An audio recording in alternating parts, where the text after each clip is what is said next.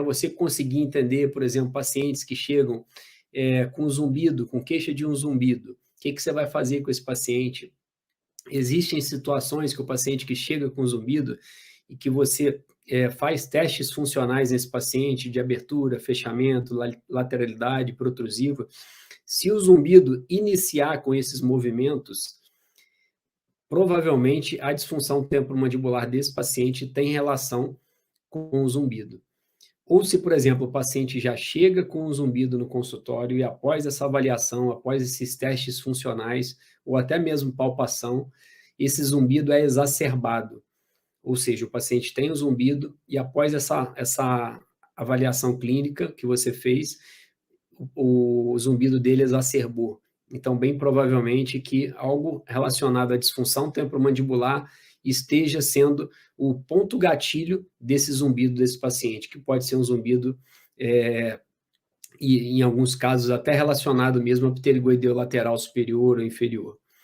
Outras situações em que a gente tem, que o profissional acha dificuldade em ter um diagnóstico mais certeiro, a diferença entre algumas dores odontogênicas e alguns tipos de dores orofaciais, como a dor miofascial com dor referida, por exemplo, que é um subtipo de disfunção temporomandibular, em que o paciente tem uma dor na região de masseter, na região temporal, e é uma dor familiar, ou seja, é a dor da queixa do paciente, e você consegue reproduzir a dor da queixa no momento da palpação.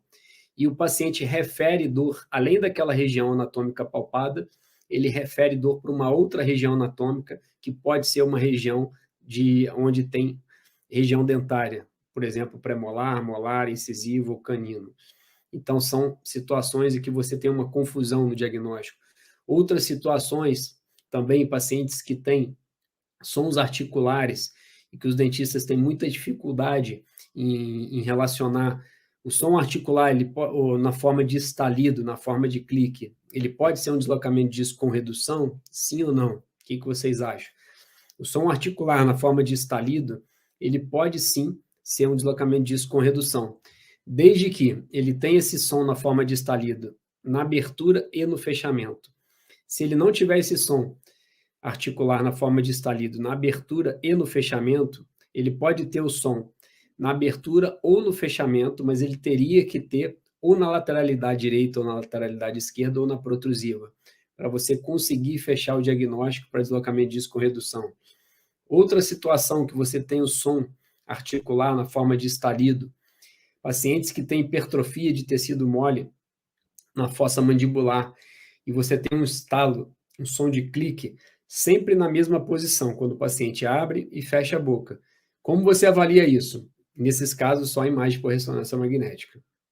Então, são situações que aparecem e que vão aparecer.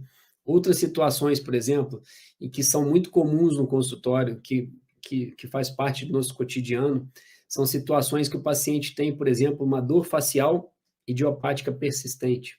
O que seria essa dor facial idiopática persistente?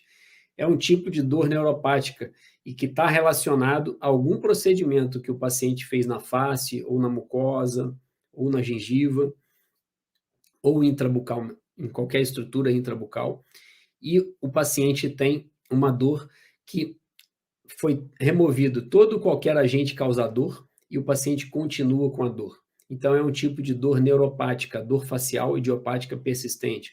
Ou situações em que o paciente tem o que a gente chama de odontalgia atípica, que o profissional fez uma extração dentária e o paciente continua com dor naquela região da extração dentária, desde que não seja uma alveolite, claro.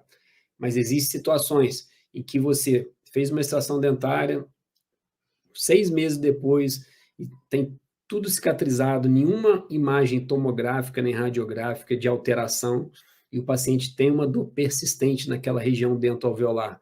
Então, é chamado também odontalgia atípica ou dor dentoalveolar idiopática, que é de causa desconhecida, persistente. É um outro tipo de dor neuropática.